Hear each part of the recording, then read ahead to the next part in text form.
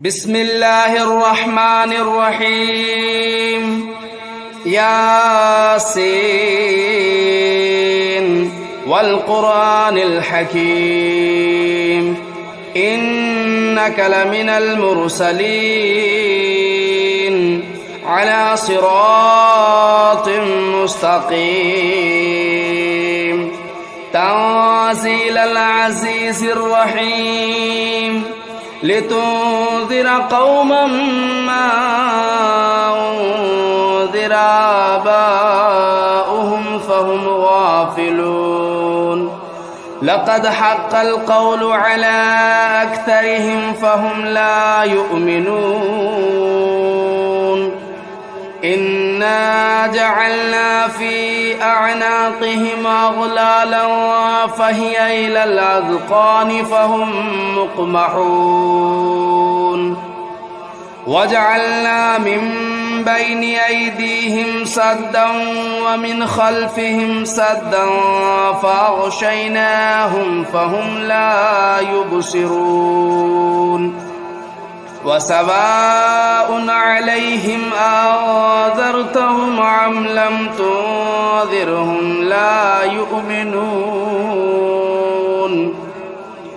إنما تنذر من اتبع الذكر وخشي الرحمن بالغيب فبشره بمغفرة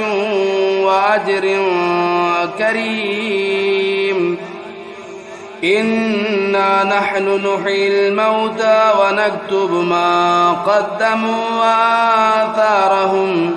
وكل شيء أحصيناه في إمام مبين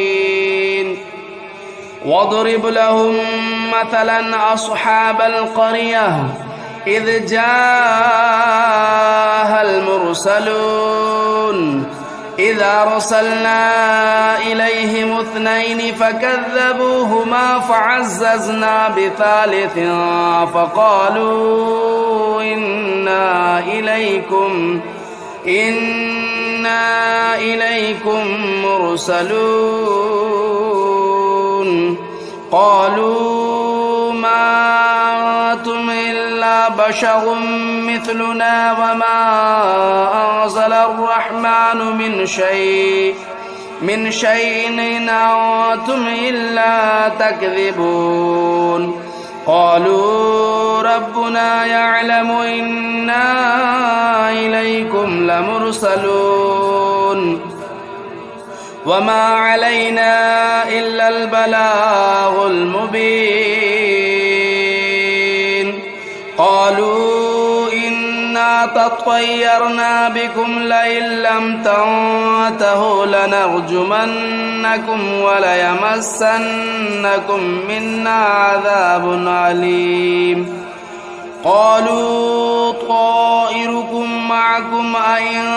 ذكرتم بل أنتم قوم مسرفون وجاء من أقصى المدينة رجل يسعى قال يا قوم اتبعوا المرسلين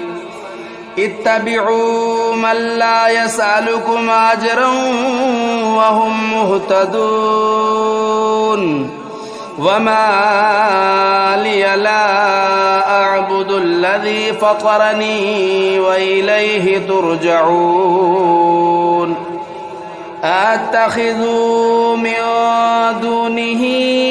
آلهة إن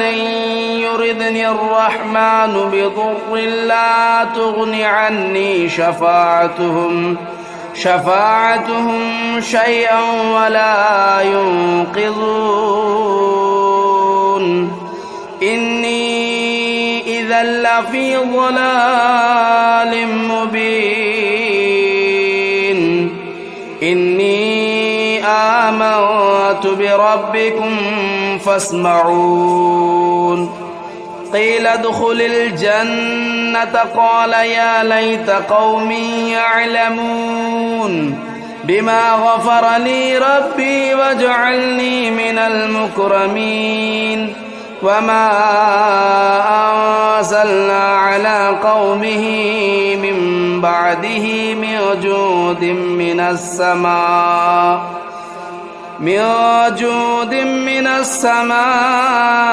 وما كنا منزلين إن كانت إلا صيحة واحدة فإذا هم خامدون يا حسرة على العباد ما يأتيهم من رسول إلا كانوا به يستهزئون ألم يروا كم أهلكنا قبلهم من القرون أنهم إليهم لا يرجعون وإن كل لما جميع لدينا محضرون وآية لهم الأرض الميتة أحييناها وأخرجنا منها حبا فمنه يأكلون وجعلنا فيها جنات من نخيل وأعناب وفجرنا فيها من العيون ليأكلوا من ثمره وما عملته أيديهم أفلا يشكرون سبحان الذي خلق الأزواج كلها مما تنبت الأرض ومن أنفسهم ومما لا يعلمون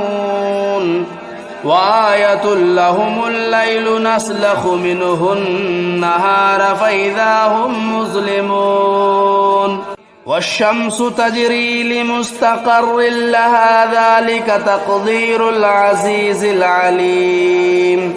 والقمر قدرناه منازل حتى عاد كالعرجون القديم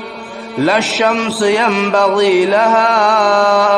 أن تدرك القمر ولا الليل سابق النهار وكل في فلك يسبحون وآية لهم أنا حملنا ذريتهم في الفلك المشحون وخلقنا لهم من مثله ما يركبون وإن نشأ نغرقهم فلا صريخ لهم ولا هم ينقذون إلا رحمة منا ومتاعا إلى حين وإذا قيل لهم اتقوا ما بين أيديكم وما خلفكم لعلكم ترحمون وما تأتيهم من آية من آيات ربهم إلا كانوا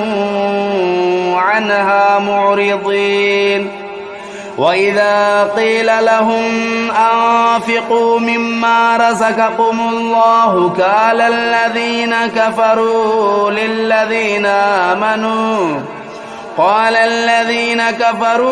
للذين آمنوا أنطعم من لو يشاء الله أطعمه إن أنتم إلا في ضلال مبين ويقولون متى هذا الوعد إن كنتم صادقين ما ينظرون إلا صيحة واحدة تأخذهم وهم يخصمون فلا يستطيعون توصية ولا إلى أهلهم يرجعون ونفخ في الصور فإذا هم من الأجداث إلى ربهم ينسلون قالوا يا ويلنا من بعثنا من مرقدنا هذا ما وعد الرحمن وصدق المرسلون إن كانت إلا صيحة واحدة فإذا هم جميع لدينا محضرون فاليوم لا تظلم نفس شيئا ولا تجزون إلا ما كنتم تعملون إن أصحاب الجنة اليوم في شغل فاكهون هم وأزواجهم في ظلال على الأرائك متكئون لهم فيها فاكهة ولهم ما يدعون سلام قولا من رب رحيم وامتازوا اليوم أيها المجرمون ألم أعهد إليكم يا بني آدم ألا تعبدوا الشيطان إنه لكم عدو مبين وأن اعبدوني هذا صراط مستقيم ولقد أضل منكم جبلا كثيرا أفلم تكونوا تعقلون هذه جهنم التي كنتم توعدون اصلوها اليوم بما كنتم تكفرون اليوم نختم على أفواههم وتكلمنا أيديهم وتشهد أرجلهم بما كانوا يكسبون ولو نشاء لطمسنا على أعينهم فاستبقوا الصراط فأنى يبصرون ولو نشاء لمسخناهم على مكانتهم فما استطاعوا مضيا ولا يرجعون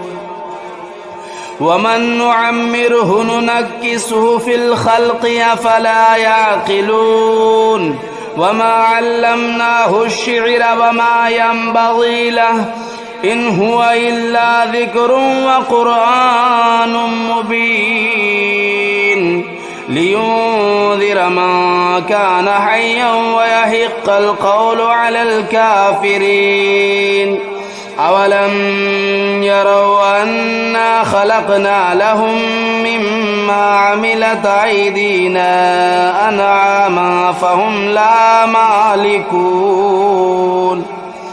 وذللناها لهم فمنها ركوبهم ومنها يأكلون ولهم فيها منافع ومشارب أفلا يشكرون واتخذوا من دون الله آلهة لعلهم ينصرون لا يستطيعون نصرهم وهم لهم جند محضرون فلا يحزنك قولهم إنا نعلم ما يسرون وما يعلنون أولم ير الإنسان أنا خلقناه من نطفة فإذا هو خصيم مبين وضرب لنا مثلا ونسي خلقه قال من يحيي العظام وهي رميم قل يحييها الذي أنشأها أول مرة وهو بكل خلق عليم الذي جعل لكم من الشجر الأخضر نارا فإذا أنتم منه توقدون أوليس الذي خلق السماوات والأرض بقادر على أن يخلق مثلهم بلى وهو الخلاق العليم إنما أمره إذا أراد شيئا أن يقول له كن فيكون فسبحان الذي بيده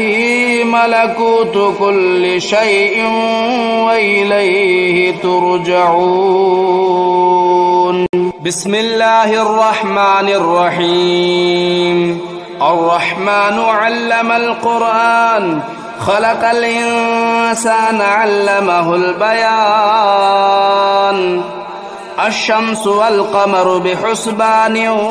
والنجم والشجر يسجدان والسماء رفعها ووضع الميزان ألا تطغوا في الميزان وأقيموا الوزن بالقسط ولا تخسروا الميزان والأرض وضعها للأنام فيها فاكهة والنخل ذات الأكمام والحب ذو العصف والريحان فبأي آلاء ربكما تكذبان خلق الإنسان من صلصال كالفخار وخلق الجان من مارج من نار فبأي آلاء ربكما تكذبان رب المشرقين ورب المغربين فبأي آلاء ربكما تكذبان مرج البحرين يلتقيان بينهما برزخ لا يبغيان فبأي آلاء ربكما تكذبان يخرج منهما اللؤلؤ والمرجان فبأي آلاء ربكما تكذبان وله الجوار المنشآت في البحر كالأعلام فبأي آلاء ربكما تكذبان كل من عليها فان ويبقى وجه ربك ذو الجلال والإكرام فبأي آلاء ربكما تكذبان يسأله من في السماوات والأرض كل يوم هو في شأن فبأي آلاء ربكما تكذبان سنفرغ لكم أيها الثقلان فبأي آلاء ربكما تكذبان يا معشر الجن والإنس إن استطعتم أن تنفذوا من أقطار السماوات والأرض فانفذوا لا تنفذون إلا بسلطان فبأي آلاء ربكما تكذبان يرسل عليكما شواظ من نار ونحاس فلا تنتصران فبأي آلاء ربكما تكذبان فإذا انشقت السماء فكانت وردة كالدهان فبأي آلاء ربكما تكذبان فيومئذ لا يسأل عن ذنبه إنس ولا جان فبأي آلاء ربكما تكذبان يعرف المجرمون بسيماهم فيؤخذوا بالنواصي والأقدام فبأي آلاء ربكما تكذبان هذه جهنم التي يكذب بها المجرمون يطوفون بينها وبين حميم آن فبأي آلاء ربكما تكذبان ولمن خاف مقام ربه جنتان فبأي آلاء ربكما تكذبان ذواتا أفنان فبأي آلاء ربكما تكذبان فيهما عينان تجريان فبأي آلاء ربكما تكذبان فيهما من كل فاكهة زوجان فبأي آلاء ربكما تكذبان متكئين على فرش بطائنها من استبرق وجنى الجنتين دان فبأي آلاء ربكما تكذبان فيهن قاصرات الطرف لم يطمثهن إنس قبلهم ولا جان فبأي آلاء ربكما تكذبان كأنهن الياقوت والمرجان فبأي آلاء ربكما تكذبان هل جزاء الإحسان إلا الإحسان فبأي آلاء ربكما تكذبان ومن دونهما جنتان فبأي آلاء ربكما تكذبان مدهامتان فبأي آلاء ربكما تكذبان فيهما عينان نضاختان فبأي آلاء ربكما تكذبان فيهما فاكهة والنخل والرمان فبأي آلاء ربكما تكذبان فيهن خيرات حسان فبأي آلاء ربكما تكذبان حور مقصورات في الخيام فبأي آلاء ربكما تكذبان لم يطمثهن إنس قبلهم ولا جان فبأي آلاء ربكما تكذبان متكئين على رفرف خضر وبخري حسان فبأي آلاء ربكما تكذبان تبارك اسم ربك ذو الجلال والإكرام بسم الله الرحمن الرحيم تبارك الذي بيده الملك وهو على كل شيء قدير الذي خلق الموت والحياة ليبلوكم أيكم أحسن عملا وهو العزيز الغفور الذي خلق 7 سماوات طباقا ما ترى في خلق الرحمن من تفاوت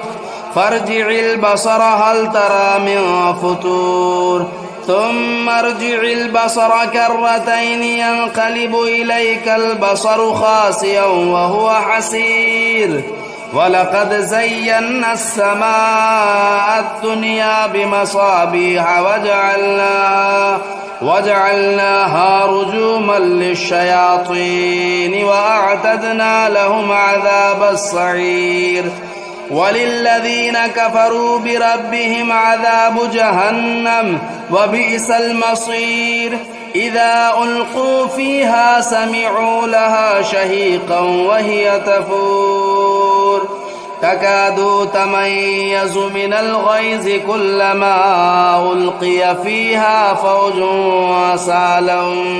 سألهم خزنتها ألم يأتكم نذير قالوا بلى قد جاءنا نذير فكذبنا وقلنا ما نزل الله من شيء إن أنتم إلا في ضلال كبير وقالوا لو كنا نسمع أو نعقل ما كنا في أصحاب السعير فاعترفوا بذنبهم فسحقا لأصحاب السعير إن الذين يخشون ربهم بالغيب لهم مغفرة وأجر كبير وأسروا قولكم أو اجهروا به إنه عليم بذات الصدور ألا يعلم من خلق وهو اللطيف الخبير هو الذي جعل لكم الأرض ذلولا فامشوا في مناكبها وكلوا من رزقه وإليه النشور أأمنتم من في السماء أن يخسف بكم الأرض فإذا هي تمور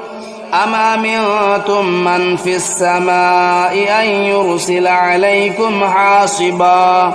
فستعلمون كيف نذير ولقد كذب الذين من قبلهم فكيف كان نكير أولم يروا إلى الطير فوقهم صافات ويقبضن